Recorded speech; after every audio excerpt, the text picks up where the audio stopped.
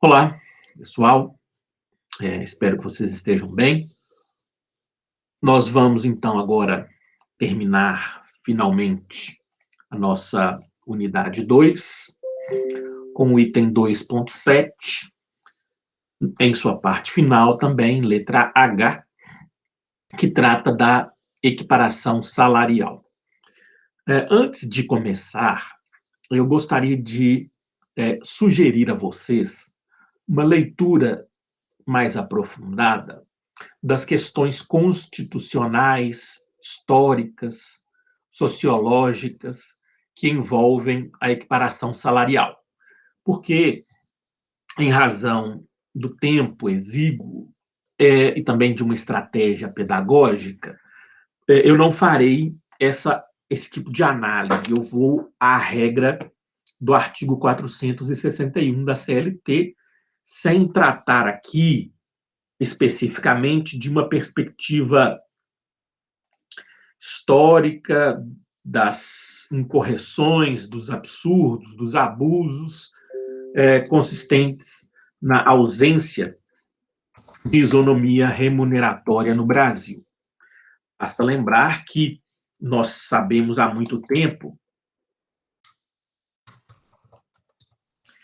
que o homem recebe mais salário, né, salário maior do que a mulher. Nós sabemos que os brancos recebem salários maiores em relação aos negros nas mesmas funções. Nós já sabemos que a mulher negra ganha menos do que todo mundo no país para trabalho de igual valor. Esses aspectos sociológicos, históricos, eles estão desenvolvidos pela doutrina. E aí eu indico minha obra Manual de Direito do Trabalho, minha obra Salário Igual, são 2 livros que tratam disso.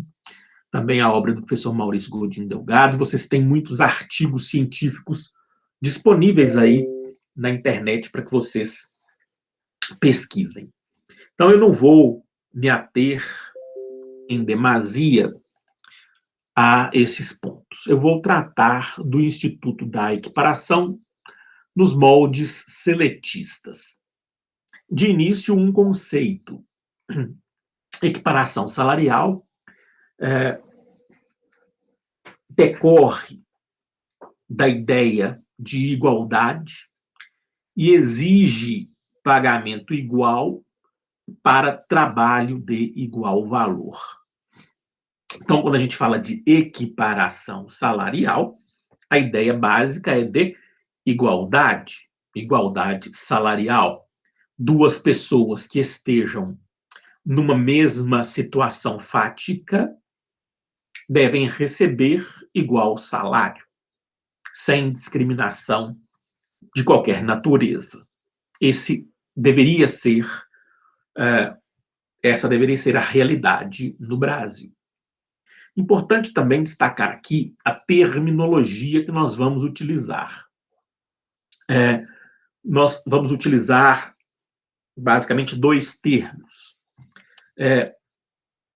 Quando a gente busca, normalmente em juízo, equiparação salarial, quando o empregado A, fulano, por exemplo, o empregado fulano, vai à justiça buscar equiparação salarial, ele tem que dizer com quem ele quer ser equiparado.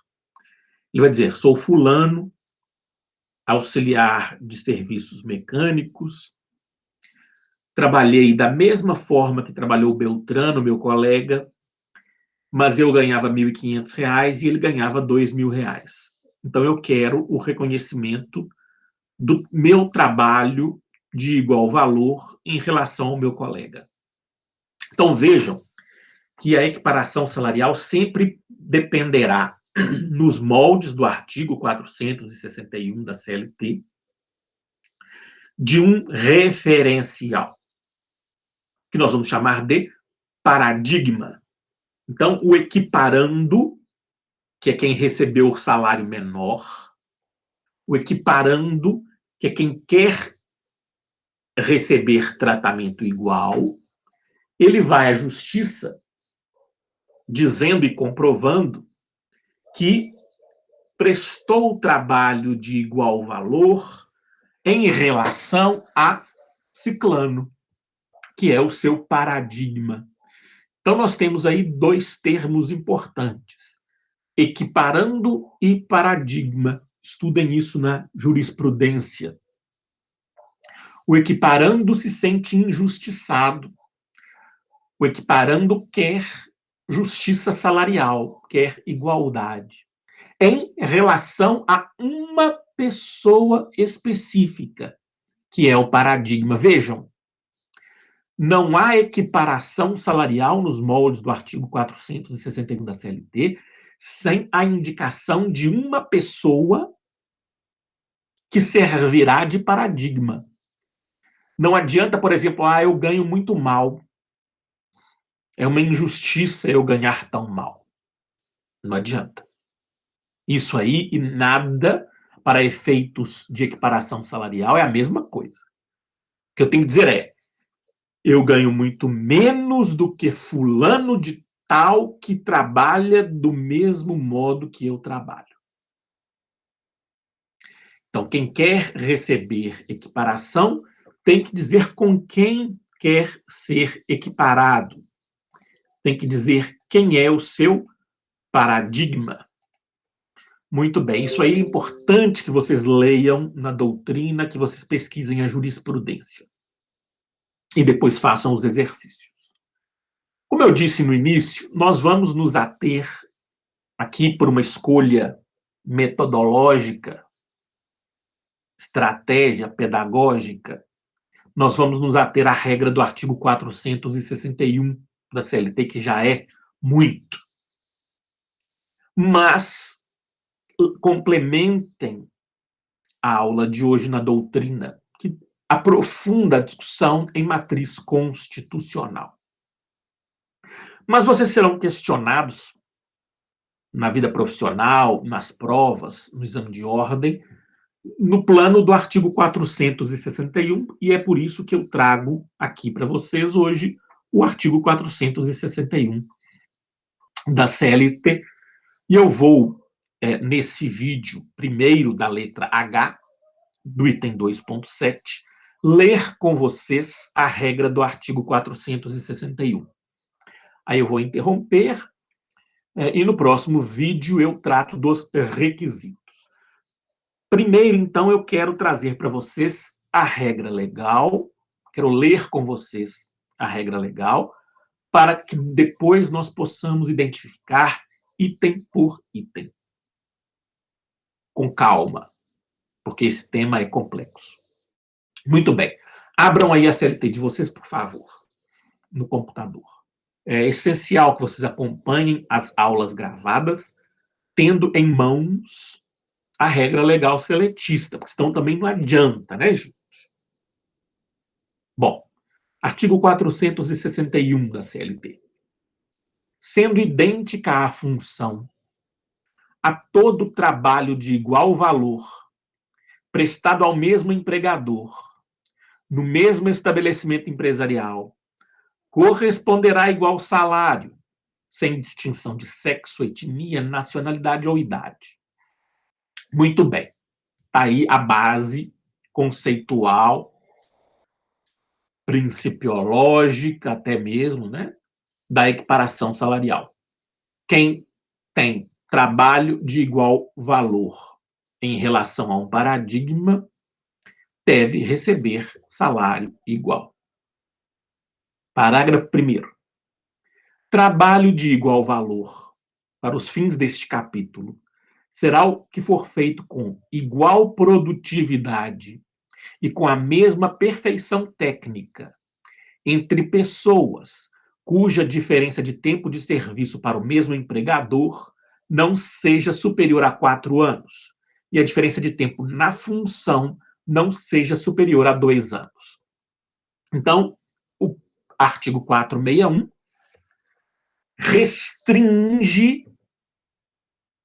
restringe a ideia de igual valor.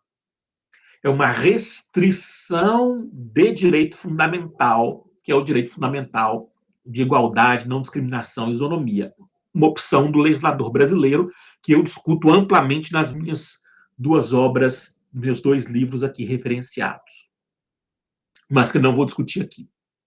Então, para a CLT, trabalho de igual valor tem um conceito restrito, cuja prova deve ser carreada ao processo, e eu falarei sobre isso. Parágrafo 2º. Os dispositivos deste artigo não prevalecerão quando o empregador tiver pessoal organizado em quadro de carreira ou adotar, por meio de norma interna da empresa ou de negociação coletiva, plano de cargos e salários, dispensada qualquer forma de homologação ou registro em órgão público. Também discutiremos isso aí com o necessário resgate histórico em razão da reforma trabalhista, mas há aqui uma excludente, a exclusão da equiparação em condições que o legislador escolhe. E aí eu vou tratar aqui necessariamente de aspecto histórico, antes e depois da reforma, e também de inconstitucionalidade. Parágrafo 3º. No caso do parágrafo 2º deste artigo, as promoções poderão ser feitas por merecimento e por antiguidade, ou por apenas um desses critérios, dentro de cada categoria profissional. Parágrafo 4º. O trabalhador readaptado em nova função por motivo de deficiência física ou mental atestada pelo órgão competente da Previdência Social não servirá de paradigma para fins de equiparação salarial. Outra exclusão da possibilidade de equiparação que nós vamos discutir aqui. Parágrafo 5º. Inovação da reforma. A equiparação salarial só será possível entre empregados contemporâneos no cargo ou na função, ficando vedada a indicação de paradigmas remotos, ainda que o paradigma contemporâneo tenha obtido a vantagem em ação judicial própria. Aqui também é uma tentativa do patrão em obstar equiparação salarial como vinha sendo conseguida em juízo. Falarei também, eu tenho tratado a contemporaneidade ou a ausência de contemporaneidade como uma excludente. O professor Maurício Godinho Delgado tem tratado como um requisito e eu apresentarei as duas perspectivas. Parágrafo 6º, no caso de comprovada discriminação por motivo de sexo ou etnia, o juízo determinará, além do pagamento das diferenças salariais devidas, uma multa em favor do empregado discriminado, no valor de 50% do limite máximo dos benefícios do regime geral de previdência social. Então, essa é a regra que nós vamos estudar da equiparação salarial. Eu tenho, já disse, muitas críticas em relação a essa regra do artigo 461, porque eu entendo que ela faz uma redução do direito fundamental de igualdade, não discriminação, isonomia. Entendo que essa redução do alcance do direito fundamental é inconstitucional. Mas, infelizmente, na justiça nós temos visto a aplicação sem maiores questionamentos. Então, é o que nós vamos estudar, a regra do artigo 461. No próximo vídeo eu trato com vocês dos requisitos e dos óbices à equiparação salarial. Enquanto isso, vocês pesquisem aí, gente, a doutrina, vejam a jurisprudência e até breve. Um abraço, obrigado.